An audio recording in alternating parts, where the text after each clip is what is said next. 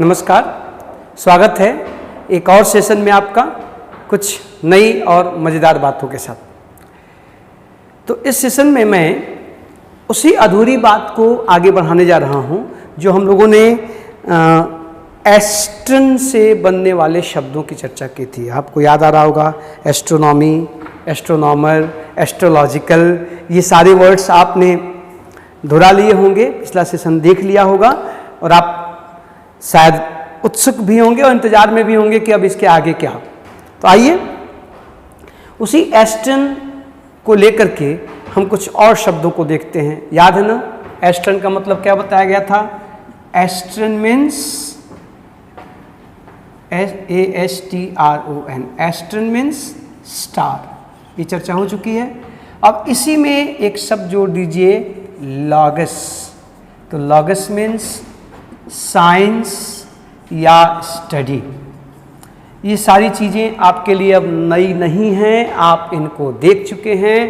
एस्ट्रन means star और logos means science या study. इन दोनों के जुड़ने से जो नया शब्द आपके सामने आ रहा है वो है एस्ट्रोलॉजी।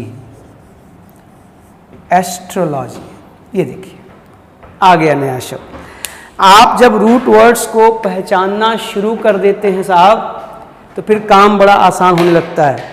तो ये दोनों के दोनों शब्द आपके लिए नए नहीं हैं, पुराने हैं। अच्छे से आप इन दोनों रूट को पहचान रहे हैं। ये लॉगस कई बार आ चुका है, ठीक है। अभी पिछले सेशन में ही आपने एंथ्रोपोलॉजी में लॉगस को देखा था और एस्ट्रोनॉमी में, एस्ट्रोनॉमर में, एस्ट्रोलॉजिकल में एस्ट्रन को देखा था। तो एस्ट्रन मीन्स स्टार और लॉगस मीन्स साइंस या स्टडी।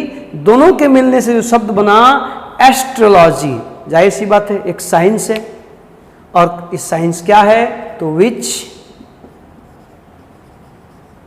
एसेसेस, जो एसेस करता है ना, मूल्यांकन करता है किसका? The influence of stars and planets upon human events। या ध्यान से देखिएगा, क्या है एस्ट्रोलॉजी? ज्योतिष विज्ञान। पंडित जी आपका हाथ देख करके, आपकी कुंडली देख करके बता देते हैं कि कब शादी होगी, कितने बच्चे होंगे, कब नौकरी लगेगी कि नहीं लगेगी, कब धन आएगा, आदि आदि। आप देखते हैं ना, सबकी इच्छा होती है जानने का, अपना भविष्य जानने का, अपना अतीत जानने का, अपना वर्तमान कैसा होगा। तो इन चीज़ों के बारे में ये कहा जाता है कि इसकी गणना कैसे की जाती है? तारों और ग्रहों की गति के अनुसार, है ना। तो एस्ट्रोलॉजी क्या है? एक विज्ञान है जो एसेस करता है, जो गणना करता है, जो मूल्यांकन करता है किसका? द इन्फ्लुएंस, प्रभाव का। किसके प्रभाव का? Of stars and planets upon human events. मानव जीवन में घटित होने वाली घटनाओं का मूल्यांकन, उनकी गणना करके हमारे भविष्य, हमारे अतीत के बारे में जो सूचनाएं हमें दी जाती हैं, उस विज्ञान को क्या कहते हैं? एस्ट्रोलॉजी। क्लियर है? ये देखिए, ज्योतिष विज्ञान, सबकी कुंडली बनती है, सब अपना भाग्य दिखाते हैं, हस्तरेखा पढ़वाते हैं, एस्ट्रोलॉजी बताती है। अब जाहिर सी बात है कि जो एस्ट्रोलॉजी को जानेगा उसका कोई वैज्ञानिक भी तो होगा महाराज। ये बात दूसरी है कि अपने देश में एक विमर्श चल रहा है कि ज्योतिष क्यों पढ़ाया जाए, ज्योतिष विज्ञान नहीं है तो ये सांप्रदायिक है वगैरह वगैरह। छोड़िए इसको, राजनीति अपना काम करती रहेगी। आपके सामने इस शब्द के पीछे का रूट मौजूद है और ये शब्द खुद कह रहा है कि मैं विज्ञान हूं, मुझे अध्ययन किया जाना चाहिए। खैर आइए आप रूट पे जाइए, बाकी लोगों को, नेताओं को करने दीजिए। एस्ट्रोलॉजर, देखिए जरा, अब ये शब्द बन गया। क्या बात हुई थी कि ER लगता है, OR लगता है, IST लगता है तो वो कोई एक्सपर्ट हो जाता है। तो एस्ट्रोलॉजी में हमने Y को हटाकर ER जोड़ दिया तो एक शब्द बन गया एस्ट्रोलॉजर। ये कौन है? ये वो शख्स है, वो एक्सपर्ट है, वो वैज्ञानिक है जो एस्ट्रोलॉजी को जानता है। तो विज्ञान एस्ट्रोलॉजी और उसका एक्सपर्ट, उसका विशेषज्ञ क्या कहेगा? एस्ट्रोलॉजर। जो हमारे भविष्य, हमारे अतीत की गणना करके बताएगा उसे एस्ट्रोलॉजर कहेंगे, और जो विज्ञान होगा उसे हम एस्ट्रोलॉजी कहेंगे। आप इसको संभाल लीजिएगा, नोट करिए या स्क्रीनशॉट ले लीजिए, तो मैं आगे की बात करूँ। हाँ, एक चीज़ में छूट रहा है, देख लीजिए पर इसको।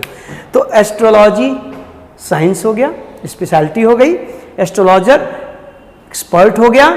तो फिर कोई कहे कि इसका एडजेक्टिव बना दो, तो आप अब सीख चुके हैं, क्या कहोगे? ASTROLOGICAL, astrological. नाउन में ए लगाइए, एडजेक्टिव बनाइए, बन गया। तो एस्ट्रोलॉजी, एस्ट्रोलॉजर, एस्ट्रोलॉजिकल, इन तीनों शब्दों की रूट में क्या है? एस्ट्रन और लॉगस। एस्ट्रन मीन्स स्टार, तारा, और लॉगस मीन्स साइंस या स्टडी। ये रूट दिमाग में ठीक से रखिए और फिर शब्दों को बनाते चलिए। आपको पता है कहीं वाई लगता है, कहीं ER लगता है, कहीं OR लगता है, ये सारे सफिक्सेस मिलके शब्द बनाते हैं, इनको संभालिएगा। तो देखिए जरा, तो हम लोगों ने इस रूट से बनने वाले, पिछले सेशन में हम लोगों ने एस्ट्रन से जो शब्द बनाए थे उसी कड़ी को मैं आगे लेके चल रहा हूँ। आइए जरा कुछ और शब्दों को देखते हैं। अब आपके सामने ये एस्टर आया और इस एस्टर से आपने, सॉरी एस्ट्रन आया और इस एस्ट्रन से आपने ये शब्द बनाए। इस एस्ट्रन से कुछ और भी शब्द अंग्रेजी में बनते हैं जो बड़े इंटरेस्टिंग हैं, जो आपको जानना चाहिए। और जानना क्या चाहिए? आप जानते हैं, आप उनका प्रयोग दैनिक जीवन में करते हैं, बस उसके पीछे की कहानी को, उसके पीछे का कारण आप खोजने की कोशिश नहीं करते, इसलिए अक्सर आपको शब्द नए दिखाई देते हैं। आइए जरा देख लिया जाए। अब देखिए, इसी एस्ट्रन से एक शब्द बना एस्टर। क्या बना? एस्टर। ध्यान से देखिएगा, मैंने वहां एस्ट्रन ग्रीक वर्ड है, अब उससे इंग्लिश का एक शब्द बना aster. It's an English word. और क्या होता है एस्टर का मतलब? A star shaped flower. एक फूल है, फ्लावर है।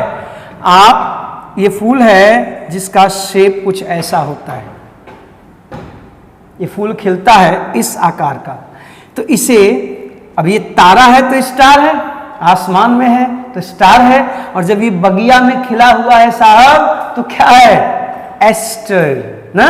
एस्टर मीन्स फूल। कौन सा फूल? जिसका आकार तारे के जैसा हो, अ स्टार शेप्ड फ्लावर, उसको एस्टर कहते हैं। अच्छा, इसी एस्टर से एक और इंटरेस्टिंग वर्ड बनता है जो बचपन से, जब से आपने लिखना सीखा ना, तब से आप उसका इस्तेमाल करते हैं, लेकिन उसके लिए शब्द गलत प्रयोग करते हैं। अब देखना जरा, एक शब्द बना ASTERISK, एस्टेरिस्क। क्या बना साहब? एस्टेरिस्क।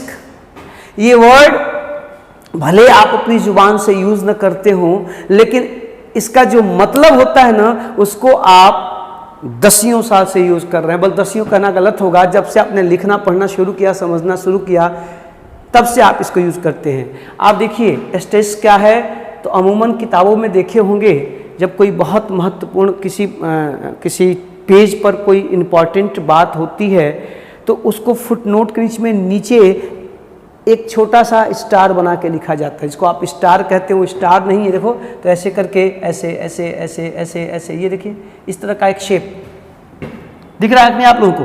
इस तरह का एक शेप आप जब बनाते हैं, या कभी कभी ये ऐसे होता है, तो और उसके बाद ऐसा बना करके, ठीक है, और उसके बाद यहाँ पे लिखा रहता है उसके बारे में कुछ स्पेशल। तो बुक्स में फुटनोट में कोई इंपॉर्टेंट बात बताने के लिए ये जो छोटा सा तारा बनाया जाता है ना, इसे एस्टेरिस्क कहते हैं। बल्कि इसको हम अगर ऐसे देखें, ऐसे ऐसे ऐसे ऐसे करके, अब शायद ज़्यादा ठीक बना है, आप कोशिश कर लीजिएगा। ये जो चिन्ह आप देखते हैं, तो चूंकि ये स्टार ही की तरह है ना, तो इसमें एस्टर है। इसको एग्जैक्टली जो टेक्निकल वर्ड है, प्रिंटिंग में, किताबों में अक्सर ये फुट नोट के रूप में इंपॉर्टेंट पॉइंट, आप कोई नोट्स बनाते हैं उसमें कोई इंपॉर्टेंट बात हो तो उसको इसी तरह से आप बना करके उसको लिखते हैं ताकि आपका ध्यान उस पर जाए। तो आज के बाद इसको स्टार मत कहिएगा, ठीक है? आम बोलचाल में हम स्टार कहते हैं। The right term for this symbol is asterisk. Okay, ये भी देखो एस्टर से निकला है, तो एस्टरन से एस्टर, एस्टर मीन्स तारे के आकार का फूल, और एस्टेरिस्क मतलब वह सिंबल जो किसी इंपॉर्टेंट पॉइंट को बताने के लिए बुक्स में, फुटनोट में या अपने नोट्स में आप बना करके उसको हाईलाइट करते हैं। क्लियर है ना? देखिएगा जरा, आनंद आए तो बताइएगा भी जरूर। ये सारे शब्द अब आ जाए, वन वर्ड में इसको पूछ सकता है ना? A symbol used in a footnote to show something important, तो आपका आंसर ये होगा। A flower, star shaped flower, तो आपका आंसर ये होगा। बस आ रही है, इसको संभालिएगा। दिखने में छोटे छोटे शब्द हैं लेकिन ये काम आ सकते हैं। हटाऊं मैं इसको? देखिए जरा, मैं हटा रहा हूं। अब इसी एस्टन से एक बहुत ही इंटरेस्टिंग वर्ड बनता है, बहुत ही मजेदार। आप खूब इस्तेमाल करते रहे हैं बचपन से उसको, लेकिन कभी आपने उसकी कहानी, उसके पीछे की कथा का चिंतन नहीं किया, इसलिए आपको स्पेलिंग रटनी पड़ती है। कभी कभी रटने के चक्कर में गलती भी हो जाती है, आज के बाद नहीं होगा। इंग्लिश में दो शब्द हैं जो बातचीत में भी लोग आजकल खूब प्रयोग करते हैं, क्योंकि आजकल तनाव दबाव का दौर ज़्यादा है, तो बार बार वो मुख से वो शब्द निकलता है। कौन सा शब्द है? तो एक शब्द है डिजास्टर। क्या है? डिजास्टर। सही कह रहा हूं ना? बार बार लोग यूज करते हैं ना, डिजास्टर। और ये नाउन है, ये नाउन है, और इसका एडजेक्टिव क्या बनेगा? डिजास्ट्रस। देखिए ओ यूएस लग गया, एडजेक्टिव बन गया डिजास्ट्रस। Disaster, disastrous. आप कहोगे सर जी इसमें आप तारा क्यों ढूंढ रहे हैं? मैं कहाँ ढूंढ रहा हूं भाई, जो भाषा विज्ञान के विद्वान हैं उन लोगों ने ढूंढ के बताया कि देखिए ये शब्द बना कैसे। अच्छा, आपको एक बात पता है कि हम बहुत से जो प्रीफिक्स लगाते हैं वर्ड्स में, उसमें एक प्रीफिक्स है डिस, और हम डिस का प्रयोग कब करते हैं? जब किसी मूल शब्द का अपोजिट, उसका उल्टा या उसके अगेंस्ट कोई अर्थ निकालना हो, जैसे क्वालिफाई, डिसक्वालीफाई, ऑनेस्ट, डिसऑनेस्ट। सुना है ना? देखिए यहां पर भी डिस लगा हुआ है साहब, दोनों शब्दों में ध्यान से देखिए, यहां डिस लगा हुआ है। इस डिस का मतलब होता है, ये जो डिस है, इस डिस का मतलब होता है अगेंस्ट। क्या होता है? अगेंस्ट, AGAINST, अगेंस्ट, खिलाफ, विरुद्ध ना, उल्टा। ठीक? और इसमें जो दूसरा शब्द जुड़ा है, आप समझ रहे हैं क्या जुड़ा है? एस्ट्रन। एस्ट्रन मीन्स स्टार। ये डिजास्टर शब्द और इसका एडजेक्टिव डिजास्टर्स, दो शब्दों डिस और एस्ट्रन से मिलके बना है। मेरे ख्याल से अब धीरे धीरे आप इसके अर्थ की ओर पहुंच रहे होंगे। अब आप बताओ, आपने बड़ी फेमस कहावत सुनी होगी कि तुम्हारे सितारे गर्दिश में हैं, आजकल ग्रह तुम्हारे खिलाफ हैं। कहो इतना दूर का हाल बना रखे, क्या बताएं, लगता है कि तकदीर ठीक नहीं है, ग्रह नक्षत्र ठीक नहीं है, दशा ठीक नहीं है, कुंडली दिखाए हैं, राहु चढ़ बैठा है, केतु दौड़ा रहा है। सुनते हैं ना? ये आम बोलचाल की भाषा है। तो साहब फिर मैं कहूंगा कि विज्ञान न मानने वाले इन चीजों को देखें कि इन शब्दों के पीछे जो आप अपने को पढ़ा लिखा समझकर इस्तेमाल करते हैं, उन शब्दों की कहानी देखिए कहां से है। ये माना जाता है कि मानव जीवन पर तारों का, ग्रहों का गहरा प्रभाव पड़ता है। वो ग्रह की गति ही तय करती है कि आपका जीवन सकारात्मक होगा कि नकारात्मक। मैं नहीं कह रहा हूं कि इसको मान के बैठ लिया जाए, मैं आपको अंधविश्वासी बनने की बात नहीं कर रहा हूं। ये मैं बता रहा हूं कि परंपरा देखिए कहां से परंपराओं से शब्द निकलते हैं। तो ये कहा जाता है कि ग्रहों का, तारों का प्रभाव मनुष्य जीवन पे पड़ता है। तो हमारे जीवन में जो डिजास्टर मीन्स आपदा, विपत्ति, डिजास्टर मीन्स विपत्ति, आपदा, ये आप जानते हैं, ये बताने की जरूरत नहीं है। तो ये माना जाता है कि हमारे जीवन में आपदाएं, विपदाएं, विपत्तियां तब आती हैं जब वो आसमान के तारे हमारे खिलाफ होते हैं। यहीं से वो मुहावरा भी निकला, सितारे गर्दिश में होना। सुना है ना? तो देखिए शब्द बता रहा है कि मेरा मतलब विपत्ति क्यों है, आपदा क्यों है। तो dis means against, astron star, जो ग्रह हैं, जो नक्षत्र हैं, वो हमारे खिलाफ हैं, इसलिए हम आपदा में हैं, विपदा में हैं। ध्यान से देखिए, है ना मजेदार वर्ड। शब्द तोड़िए, जैसे हिंदी में आप तोड़ते हैं विद्याधन, आलय, महाधन, ईश, वैसे ही अंग्रेजी भाषा भी ग्रीक और लैटिन भाषा से उधार ली गई शब्दों से बनी है। आप इनको पहचानना शुरू करिए, उस रूट को तोड़ना शुरू करिए, कहानी आपके सामने आ जाएगी। तो देख लीजिए, डिजास्टर बना और इसमें ओयूएस लग गया तो एडजेक्टिव बन गया। दोनों शब्द आप समझ रहे हैं ठीक से। अब देखिए, तो डिजास्टर, डिजास्टर्स, एस्टर, एस्टेरिस्क, इन शब्दों को ठीक से संभाल के रखिएगा। इन सब में कौन सा रूट वर्ड है? एस्ट्रन। क्या है? एस्ट्रन। अब देखिए, एक और रूट हम लोग पीछे लगातार डिस्कस किए थे, जरा उसकी तरफ चल पड़े, तब जाके ये बात पूरी तरह से कंप्लीट होगी। याद करिए, जब आपने एस्ट्रोनॉमी पढ़ा, एस्ट्रोनॉमर पढ़ा, तो उसमें एक रूट वर्ड आया था, नमॉस, आया था ना। Aster means star, nomos means arrangement. तो एस्ट्रोनॉमी का मतलब तारों की व्यवस्था, खगोलिकी। पिछले सेशन की बात है, जो नए साथी हैं जरा पिछला सेशन जाके देख लें प्लेलिस्ट में, तो ये बात बेहतर समझ में आएगी। तो आइए जरा इस नमॉस को लेकर के हम लोग कुछ वर्ड्स को देखेंगे क्या बनते हैं। अब नमॉस का मीन्स अरेंजमेंट, लॉ, ऑर्डर, ये आपको बताया जा चुका है। तो आपने एस्ट्रोनॉमर देखा, एस्ट्रोनॉमी देखा पिछले सेशन में, एस्ट्रोलॉजर, एस्ट्रोलॉजी अभी देखा, एस्टर देखा, एस्टेरिस्क देखा, डिजास्टर देखा, डिजास्टर्स देखा। अब देखिए जरा, ये जो नमॉस है जिसमें व्यवस्था है, इस रूट को लेकर के हम लोग कुछ और वर्ड बनाएंगे, लेकिन उसके पहले एक चीज और छूट रही है, जरा उसको भी देख लीजिए। अभी एस्टर के साथ एक और है, एस्टर और नमॉस मिलके एक और चीज है, एक वर्ड है। रुकिए, मैं इसको थोड़ा सा रोकता हूं, ये बीच में नमॉस की बात थोड़ी देर बाद थोड़ा सा इंतजार कर लीजिए। एक वर्ड अभी छूट रहा है, उसको देख लिया जाए। आप सोच रहे हो कि सर जी उसकी बात नहीं कर रहे, तो आइए कर लेते हैं। एक वर्ड आपने सुना होगा, एस्ट्रोनॉट। अब इसको बताए बिना तो ब्रह्मांड की बात पूरी नहीं होनी है। आप परेशान भी होंगे कि उसी आसमान में कल्पना चावला और राकेश शर्मा भी तो गए थे, उनको क्या कहेंगे? तो भैया एस्ट्रोनॉट कहेंगे। ये देखिए, इसमें भी देखिए एस्टर है। पहले एस्टर को देख लेते तब नमॉस पे आते हैं, एस्टर और नॉट। अब देखो जरा, इसको तोड़िए, तो इसको तोड़ेंगे तो इसमें पहला शब्द है एस्ट्रन। एस्ट्रन मीन्स स्टार, और इसमें दूसरा शब्द है साहब NAUTES, नोटिस। या ध्यान से दोस्तों शब्दों को देखिएगा, रूट्स को पहचानिए।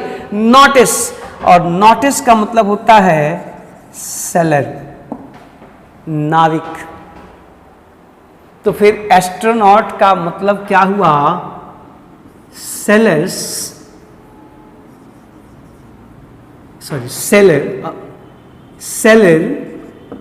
ऑफ स्टार्स, या सेलर्स इन स्टार्स, तारों में सेल करने वाला, अपनी तैरने वाला, सेल करने वाला, फ्लोट करने वाला। अब इस भाव को जरा समझिएगा। पहले तो आप सब लोग साइंस के विद्यार्थी हैं, आधुनिक युग के हैं, इस गूगल काल के हैं, तो आपको पता है कि जब हम ब्रह्मांड में जाते हैं, यूनिवर्स में जाते हैं, तो वहाँ ग्रेविटी शून्य हो जाती है, तो हम चलने के बजाय हवा में ऐसे तैरते हैं ना। देखिएगा शब्द कैसे निकलते हैं। तो नोटिस का मतलब सेलर, जो सेल करता है। जैसे पानी में शिप लेके लोग जाते हैं, वैसे ही ये एस्ट्रोनॉट अपना यान लेकर कहाँ जाता है? आसमान में, तारों में, और वहां सेल करता है। देखिए शब्द कैसे निकलते हैं। तो एस्ट्रन मीन्स स्टार और नोटिस मीन्स सेलर, अर्थात who sails among stars, sailor of stars, या हु सेल्स अमंग स्टार्स, जो जाकर तारों में सेल करे, वहां तैरे, वहां घूमे, उसे एस्ट्रोनॉट कहते हैं। मेरे ख्याल से आपको समझ में आ गया होगा कि वो ये नाविक हैं, सेलर हैं। किसके नाविक हैं? तारों के नाविक हैं। जैसे समुद्र में हम जहाज लेके जाते हैं, वैसे ही आसमान में, ब्रह्मांड में, यूनिवर्स में, चांद, मंगल पर लोग अपने यान लेकर जाते हैं, वहां जाकर सेल करते हैं, नाविक बनते हैं। यहां से सब निकला एस्ट्रोनॉट, एस्ट्रन और नॉटिस। क्लियर है? इन दो रूट से मिलकर बने, सब ग्रीक भाषा के शब्द हैं। मैं लिख नहीं रहा हूं, जब ग्रीक से लैटिन कोई भाषा, कोई शब्द आएगा तो मैं उसको बताऊंगा। अभी मैं नहीं बोल रहा हूं, तो लगातार पिछले सेशन से ही हम लोग किस भाषा की बात कर रहे हैं? ग्रीक की बात कर रहे हैं। ग्रीक रूट से बनने वाले शब्द हैं। अब देखिए, अब आपको एक शब्द मिल गया नॉटिस। ये देखो नॉटिस, तो नॉटिस मीन्स सेलर ना। तो इसी से एक शब्द और बना, नॉटिकल, NAUTICAL, नॉटिकल। जो जियोग्राफी पढ़ने वाले बच्चे होंगे, फिजिक्स पढ़ने वाले इस बात को समझ रहे होंगे, समुद्री विज्ञान में पढ़ाया जाता है। नॉटिकल माइल्स आप सुने होंगे कि पानी के अंदर, समुद्र में जो दूरी मापी जाती है उसका पैमाना क्या है? नॉटिकल माइल, है ना। 200 नॉटिकल माइल, 150 नॉटिकल माइल। तो ये देखिए, इसका संबंध भी किससे है? तो इसका संबंध शिप से है, सेलर से है ना। जो सेलर होते हैं, जो नाविक होते हैं, जो अपनी शिप लेकर, अपनी जहाज लेकर समुद्र में जाते हैं, तो कितनी दूर आ चुके हैं, कितनी दूरी तय कर ली है, कितनी दूरी तय करनी है, उसको मापते हैं किसमें? नॉटिकल माइल में। तो नॉटिकल का संबंध पानी के जहाजों और नाविकों से है। आप समझ रहे हैं, ये भी नॉटिस से बना। Notice means seller. सेलर चलेगा तो अपने रास्ते तय करेगा ना, दूरी मापेगा ना, उसी को नॉटिकल कहते हैं। क्लियर है? अच्छा, ये जो नॉटिस है, ये रूट वर्ड है। ये नॉटिस रूट वर्ड तो है, इस नॉटिस रूट वर्ड का भी एक रूट है। ध्यान समझिएगा, इस नॉटिस शब्द के पीछे भी एक शब्द छिपा है। वो शब्द है NAUSEA, नौसिया। क्या है? नौसिया। ठीक है, बल्कि नौसिया नहीं, नॉस, नौसिया तो वर्ड बनेगा। रुक जाइए, NAUS, नॉस, सॉरी, इसको देखिए, NAUS, नॉस, ये एक शब्द है। और नॉस का मतलब होता है साहब, ठीक से देखिएगा, इस नॉटिस, मैं फिर से दोहरा रहा हूं, इस नॉटिस शब्द के पीछे भी एक शब्द छिपा है, NAUS, नॉस। और इस नॉस का मतलब होता है शिप। क्या होता है? शिप, पानी का जहाज। इस नॉस का मतलब शिप, पानी का जहाज। इस नॉस से साहब अंग्रेजी में एक शब्द बना, NAUSEA, नौसिया। क्या बना? Nausea, NAUSEA, nausea. और नौसिया का मतलब होता है शिप सिकनेस, शिप सिकनेस या सी सिकनेस, सी सिकनेस, शिप सिकनेस या SEA, सी सिकनेस। आप ये समझिए बात को, जैसे होम सिकनेस होता है। कुछ लोग होते हैं घर से बाहर भेज दिए जाए तो बीमार पड़ जाएंगे, वो घर से दूर, मम्मी पापा से दूर रह नहीं पाते। बहुत से बच्चे कहीं बाहर जाए क्यों नहीं पढ़ पाते? उनको होम सिकनेस है, बार बार घर। कुछ लोगों को मनी सिकनेस है, पैसा के बिना मर जाएंगे, दिन रात गिनते रहेंगे, कमा कमा कर रखते रहेंगे, मनी सिकनेस। ठीक है, तो जैसे मनी सिकनेस होती है, होम सिकनेस होती है, वैसे ही जब लोग जा करके या तो समुद्र का, मतलब वो समुद्र में रहते रहते रहते रहते पता चलता है कि वो वहाँ से बाहर आएंगे तो सामान्य जीवन जी ही नहीं पाएंगे। वो बस तमाम नेवी के लोगों के साथ शायद ऐसा ही होता होगा, ड्यूटी करते करते उनका जीवन पूरा जहाज की तरह हो जाता होगा। तो शायद वो सामान्य जीवन में जब आते होंगे तो उनको परेशानी महसूस होती होगी, वो वहीं अपने को सहज महसूस करते होंगे उसी जहाज पर, उसी समुद्र के बीच। तो फिर जब वहाँ से वो सामान्य जीवन में आते हैं तो उनको असहजता महसूस होती है, बेचैनी होती है, वो सामान्य जीवन नहीं जी पाते हैं। तो वो किसके शिकार हैं? Nausea, ship sickness. वो एक पहले चिड़ियाघर एक सीरियल आता था, तो उसमें जो गोटक भाई थे वो टीटी थे रेलवे में। तो भैया अब उनका पूरा जीवन रेल में ही बीतता था, तो अब वो ट्रेन में उनको रहने की आदत हो गई थी। तो आप याद करिए, अगर सीरियल आपने देखा होगा, बड़ा भाई हास्य सीरियल था, तो उसमें वो अपने कमरे का पूरा आकार प्रकार रेल की बॉगी की तरह बनाए हुए थे। ताकि वो सहजता से सो पाए। वो बर्थ की तरह अपना बेड बनवाया था, क्योंकि उनके जीवन का मैक्सिमम टाइम रेलवे के बर्थ पे ही बीत रहा था, तो वो उनको ट्रेन की सिकनेस थी। वैसे ही जब किसी को समुद्र में रहने, जहाज में रहने की ही आदत पड़ जाए, वहाँ से बाहर वो सामान्य जीवन न जी पाए, तो वो किसका शिकार है? नौसिया का, शिप सिकनेस का या सी सिकनेस का। ठीक है, तो ध्यान से, ये सारे वर्ड्स एस्टर से निकले और इसमें कुछ नोटिस आया। अब इसका अंतिम हिस्सा, इसको संभाल लीजिएगा, मैं मिटा रहा हूं। इसका अंतिम हिस्सा नमाज से जुड़े हुए कुछ शब्द देखिए, तब जाके ये एस्टर और नॉमस से मिलने वाले, मिलकर बनने वाले शब्दों की कहानी पूरी हो जाएगी। देखें जरा, अब इसके बाद थोड़ा सा नमाज पे आ जाइए। तो जो नमाज से बनने वाले शब्दों में एक बड़ा ही इंटरेस्टिंग शब्द है, नमाज से बनता है। नमाज का मीन्स ऑर्डर, याद है ना, लॉ, कानून। तो एक शब्द बना AUTONOMY, ऑटोनॉमी। देखिएगा जरा, ऑटोनॉमी ये बड़ा इंटरेस्टिंग वर्ड है जो नमाज से बना। ऑटोनॉमी आप समझ रहे हैं? इसी ऑटोनॉमी के लिए, ऑटोनॉमस शासन के लिए शुरुआत की, स्व शासन की बात शुरुआत वहीं से हुई थी ना, कि हमें स्वशासन चाहिए। बाद में जैसे देखिए अपने प्रयागराज में इलाहाबाद विश्वविद्यालय से अलग डिग्री यहीं की मिलती है, लेकिन उसकी अपनी पूरी व्यवस्था अलग है। जो ECC डिग्री कॉलेज है वो ऑटोनॉमस है, वह विश्वविद्यालय का हिस्सा होके भी अपनी परीक्षाओं, अपनी सिलेबस, अपनी शिक्षकों की नियुक्ति आदि के लिए क्या है? स्वायत्त है। तो स्वायत्त, ऑटोनॉमी मीन्स स्वायत्तता। जैसे तमाम लोग मांग करते रहते हैं कि हमें स्वायत्त शासन की जरूरत है, ठीक ना, उसको अलग कर दिया गया, स्वायत्त कर दिया गया, ऑटोनॉमी दे दी गई ना।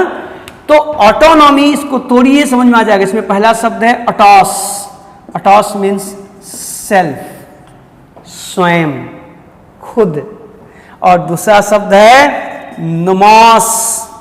नमास मीन्स लॉ, ऑर्डर।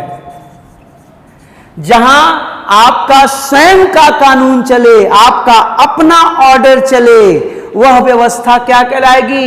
ऑटोनॉमी। और जहां पे ऑटोनॉमी है तो वो बॉडी, वो स्टेट, वो सरकार, वो व्यवस्था कैसी होगी बेटा? ऑटोनॉमस। ऑटोनॉमस, देखिए, ऑटोनॉमस बॉडी, ऑटोनॉमस सिस्टम का मतलब कि वहां उस व्यवस्था के अंदर जो लोग हैं उन्हें अपना कानून बनाने का, अपनी व्यवस्था करने का, अपने शासन, अपने मैनेजमेंट को चलाने का पूरा अधिकार है। उन्हें पूरी स्वतंत्रता मिली हुई है, उसके लिए स्वतंत्र हैं, किसी पे आश्रित नहीं हैं। उस बॉडी को क्या कहेंगे? Autonomous body. और उस व्यवस्था को, सिस्टम को क्या कहेंगे? ऑटोनॉमी। कहां से निकला? अटॉस और नमॉस।